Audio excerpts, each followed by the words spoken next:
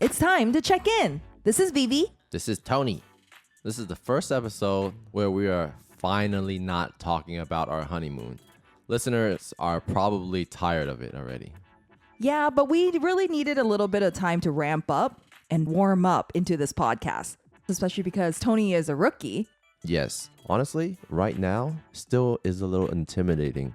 And you also need to work off your rust. Yeah, you could call us Rusty and Rookie, What a combo. but that's not the name of our podcast. We're going to be forever known as Rusty and Rookie. But it's okay. I'll take whatever name as possible. Our honeymoon series allowed me, the rookie, to get acclimated to actually doing something like this. I'm usually very shy.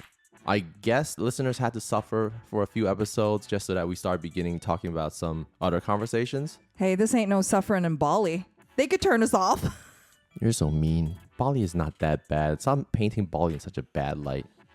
Today, we're going to talk about something that everyone experiences a little here or there. Or you hope. I hope they do. It's a great experience. And that is living away from home independently. So meaning away from family members, the people that raised you. Right. So we're not talking about going on a vacation. You don't see them for 2 weeks and you return back to your nest. We're talking about moving out away from family for work, for school, or they got married. Or just because you want to get away from them. Yes, we're talking about moving away from home and living by yourself. So Tony, when was the first time that you moved away from family? I went to college for 4 years and it was in a different county.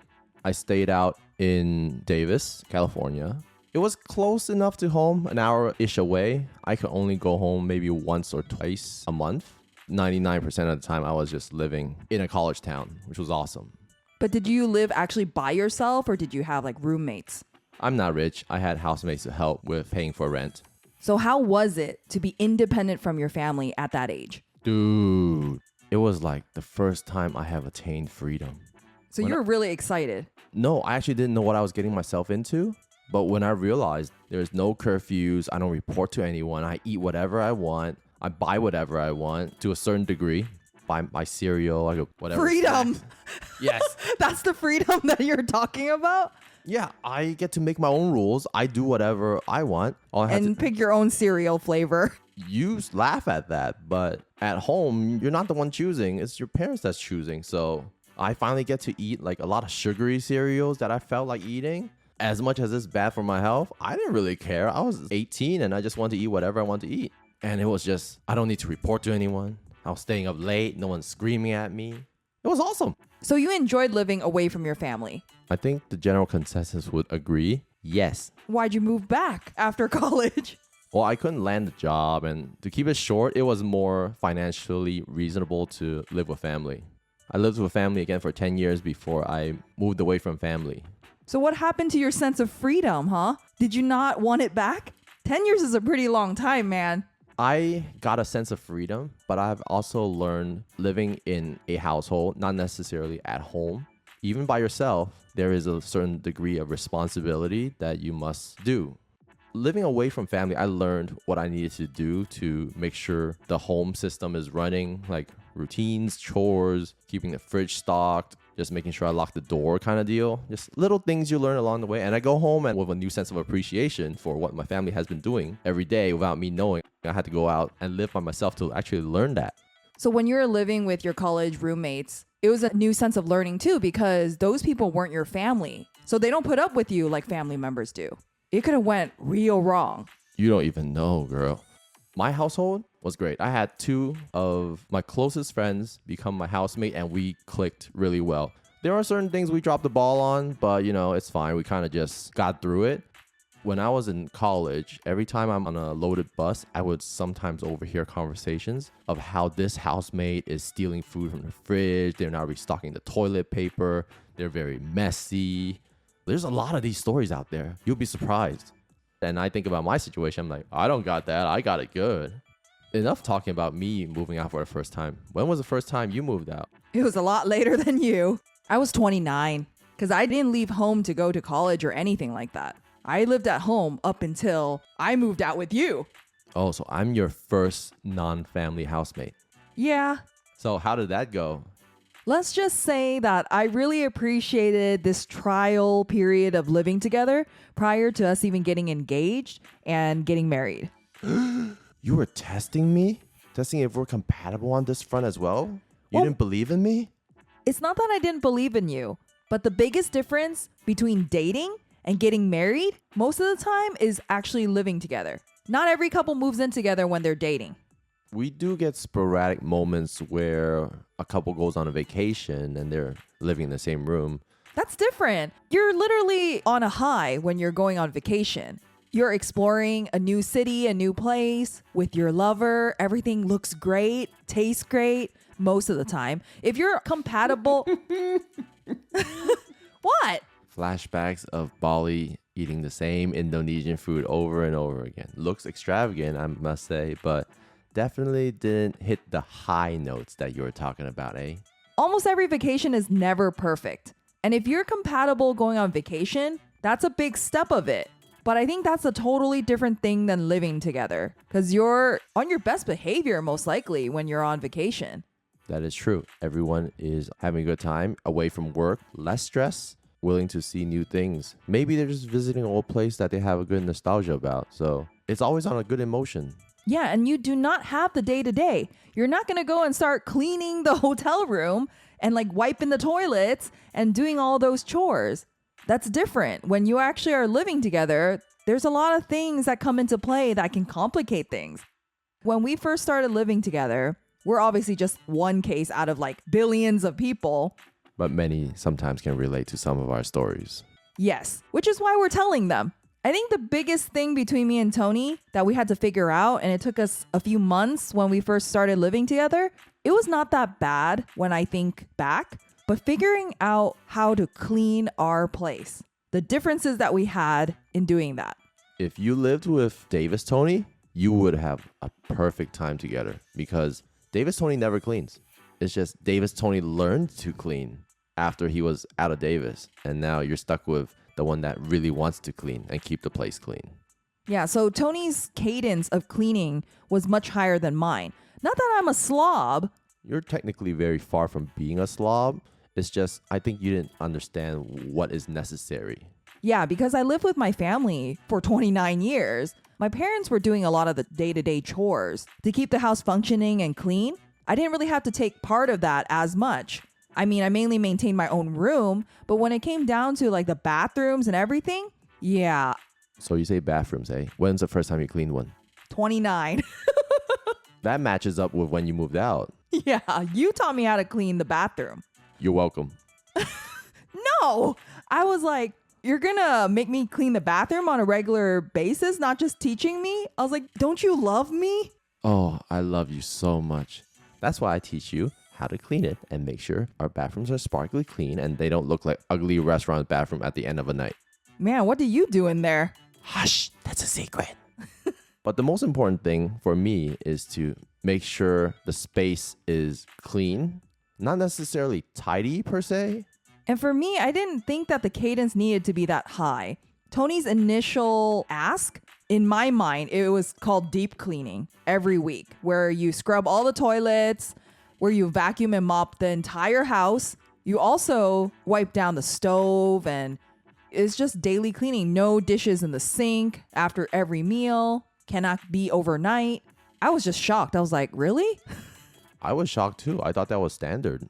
It was not. For me, I felt that mopping the floor, okay, like probably once a month.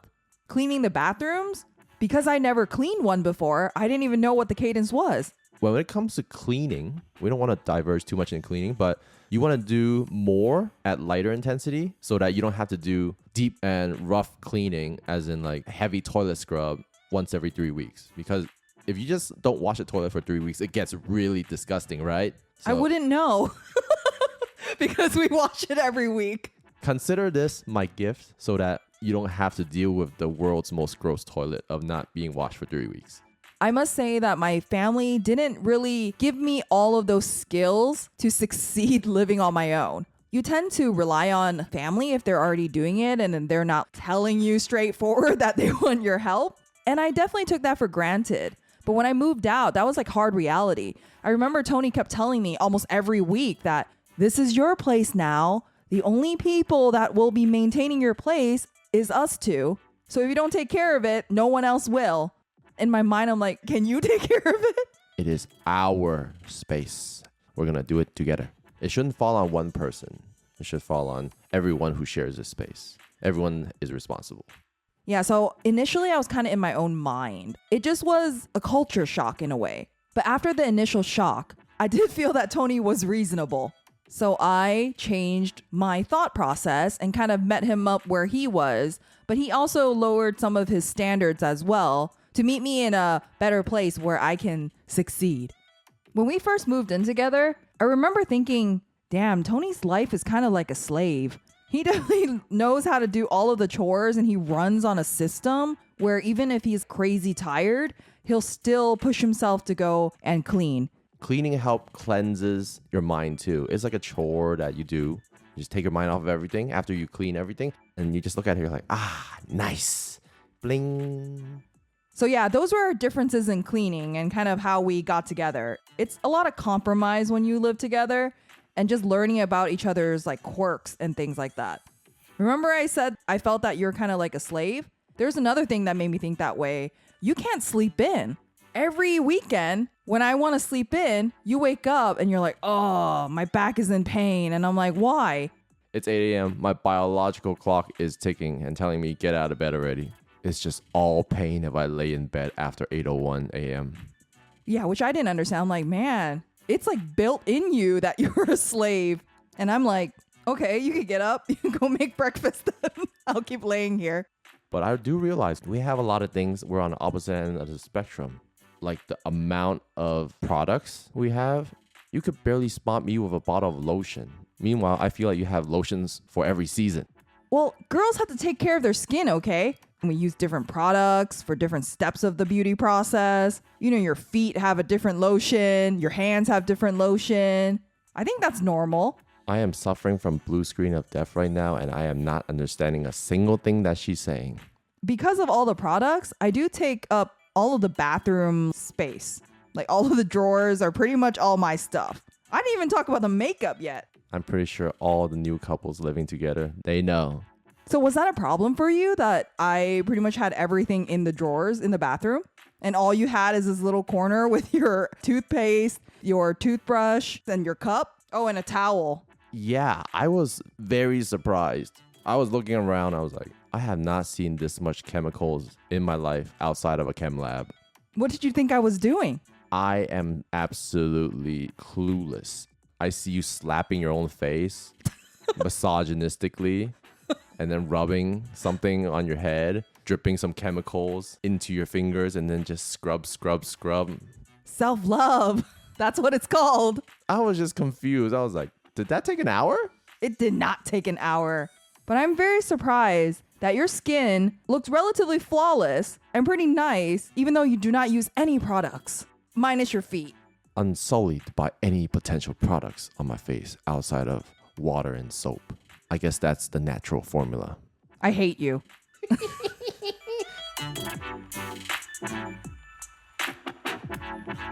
But you know one thing that we actually do not do as a couple that lives together? And even after marriage, we don't even do this?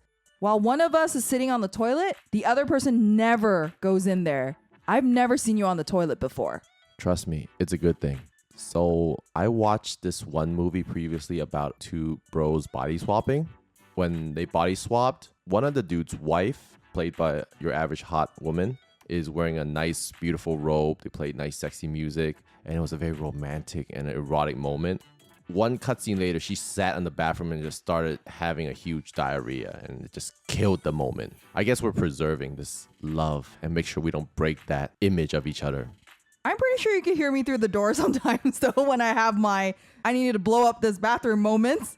I absolutely decline to imagine to preserve your image. You're welcome. You can sometimes hear it, and I can hear you, but at least we don't see it. I feel like that was one of the boundaries that I set. I was like, you know what? We're not going to do that because I've seen my parents do it. I've seen other couples do it. And for some reason, I just can't get over it. I'm like, after I see that, I don't know if I could see you the same anymore. So you're telling me my ears can hear it, my nostrils can smell it, but my eyes must not see it. I know. It works. Trust me, it works, actually. It works pretty well. This works for us. It maintains some mystery in our relationship. A mystery that I don't want you to ever solve. I won't. Don't worry. We just said the word boundaries. We have a very interesting boundary that I don't really understand. Since I'm getting the better end of the stick, I'm not going to complain. This boundary is Tony never touches the laundry. Yeah, because you might ruin it. Then I would be really pissed off at you for ruining my clothes. Thanks to you, I've actually learned how much different requirements clothes have regarding how to wash it, how to dry it, how to clean it, and more. I thought clothes were take the whole pile, dump it in, detergent, press button. That's why you don't do the laundry.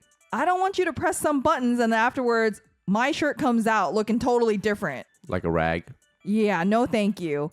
Because when I see your clothes, I'm like, oh yeah, you don't take care of them at all. My clothes is holier than thou. You have a lot of clothes that have holes in them or stains on them that cannot be washed off anymore. And I can't take that. Looking at those stains kills me. And if I see my shirt shrunk or totally different looking, not that my clothes are super expensive, but I do cherish them. And I want to make sure that I could wear it for longer and it doesn't just go in the wash and goodbye. Ruined by Tony. I mean, I cherish my clothes too. I wear it until they're holy. So is that a form of cherishment? We have a different type of cherish. Let's just say that girls will not do that. But even though I don't do the wash nor most of the drying portion, I at least help fold. I got you covered on that all the time. Oh no, he sees through my plan. I really hate folding clothes. So I'm really glad that because I do the washing, you'll do the folding. And I'm usually just sitting there watching you do it while I watch TV. I mean, you have to be space conscious, right? I have a good amount of clothes. You have even more clothes. So we got to make sure it fits all in our closet, right? Wait, what do you mean I have even more clothes? I feel like you have almost the same amount of clothes that I have. It's just I go and donate some and buy some more. They're constantly changing. It's just you have the same clothes. So you look like you have a different set, but a smaller volume. But you see my pile every single time and you're like, oh, it's still that same pile for the past, I don't know how long. Hey, and I gave you half of the bedroom's closet. Isn't that normal? I heard that usually the bedroom's closet is for the girl to go and take over. And I'm like, from the beginning, I gave you half already. What you're talking about is lady gospel. That is not true. Guys also need to put their clothes somewhere. By the way, we have another closet in a different room. It's already all full of your clothes. You have some in there. It's more of a 90-10 split. So. Meanwhile, you hang so many clothes up. Because I don't like folding. You don't see a pattern here? Well, the only pattern I see is that all clothes hanger must be the same color. Why? Because that makes it organized looking. And I guess it's my OCD. I could not handle Tony taking in a mixture of hangers into our place. He had like metal hangers, he had wood hangers, he had plastic hangers of all sorts of colors. And I'm like, no. Leave that with your family. And here, I have plenty of hangers for you to use. And they're all white and plastic. I just had a good financial choice, which is called not paying for anything. They aren't that expensive, okay? And they make your closet look a lot more uniform. And yes, all of the hangers need to be in a certain direction too. That's too much, honestly. Just grab whatever is hanging off of it and you're good. You don't really see how the orientation of the hanger is. Hey. So you have your OCD of cleaning on a higher cadence, and I have my OCD of how the closet looks like. So we compromise. Give or take. We always compromise. I think that that's the mentality of living together. Sometimes you might not like it, but you need to try to understand it from the other person's standpoint. And if it's not that important to you, just let it go. Are you going to start singing again? I don't sing Disney songs. I leave that to the little girls.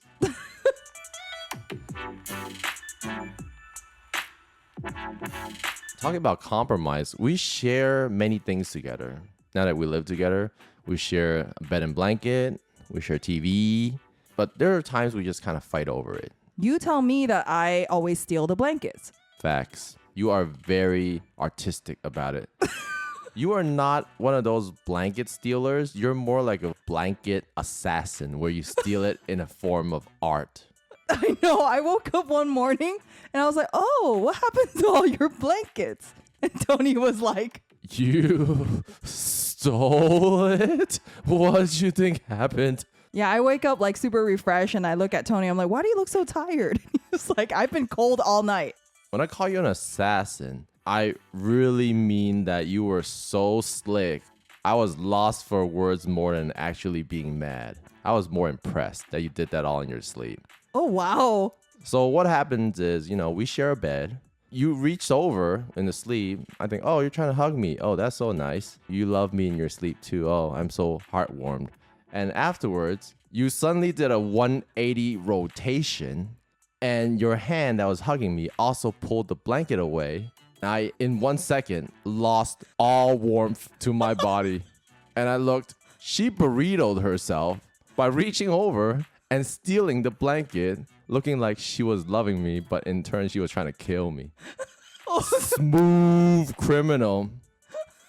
Oh my gosh. I didn't even realize I did that. I was really asleep. I don't think you still believe that story to this day because I had to forcefully pull the blanket from under you so hard. The next morning you woke up, you were not a burrito, but I had to tell the story back to you. I mean, you still have a certain point of you don't believe that I was this smooth. I know. Thank you. That's such a compliment. Even in my sleep, I'm smooth. You're also very slick. You always get me to get out of bed, get you some water, help get you something here and there, help me turn off the light. Very slick. Tony actually found a solution to that, at least the lights part, because he was getting sick and tired of having to turn off the lights every night because I always hop in bed first. All in my plans, all in my plans. So he replaced it with auto lights. Smart lights. The ones where you could just tell your home system that you would like to turn off the light and they'll turn it off for you. Game changer.